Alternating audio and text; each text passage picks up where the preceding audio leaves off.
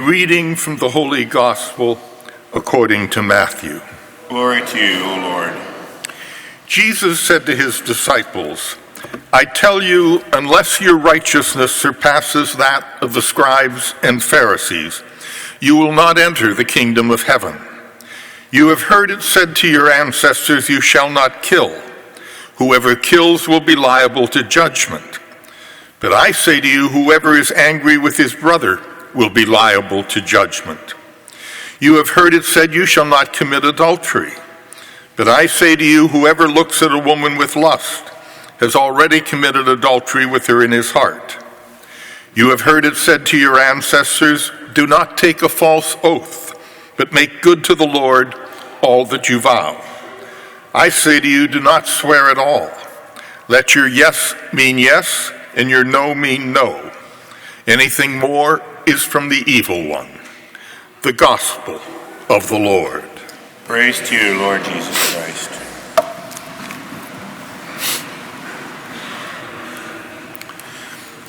Last October, there was a month-long synod of bishops in Rome, in which bishops and people from around the world, but particularly from the Amazon region, came together to discuss the future plight of the people living in the Amazon, particularly these indigenous tribes, almost all of whom are Catholic, and who are deprived of the sacraments because there are not enough priests. In the closing document, they called and asked the Pope to begin to ordain older married men and to ordain women deacons. This past week, Pope Francis issued a document on the Amazon Synod, in which he never mentioned the ordination of married men or the ordination of women deacons. Traditionalists were delighted because they felt he had not touched the celibacy issue. Others of us, myself included, were enormously disappointed. And the headlines blared, "Pope says no to married priests and women deacons." But then I read the document.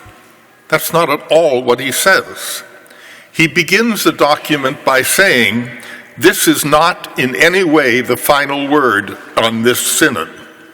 But when I listened to the conversations that went on, when I read the documents you gave me, I have some thoughts of my own that I would like to throw in to add to the conversation. And the entire document is about the environment and ecology. He says that if we continue to rape the Amazon, as we're doing it at an unprecedented rate, we won't have to worry about providing sacraments for these indigenous people because they simply won't be here. They won't be able to survive. And if we don't stop, we're going to hand our children a planet that is unsustainable. So if people are looking out here for married men and ordained women deacons, they're missing the whole point of what the Pope was saying. The same thing is true with today's gospel. In Jesus' day, the law was out here, and the law says, "Thou shalt not kill." I've never murdered anybody, so I'm pleasing in God's eyes. Jesus says, no, wait a minute. If you're angry in your heart with your brother, you're just as guilty. How do you treat your wife, your children, the people who work for you, those you work with? How do you respond to the cry of the poor, the homeless, the mentally ill, people who can't take care of themselves?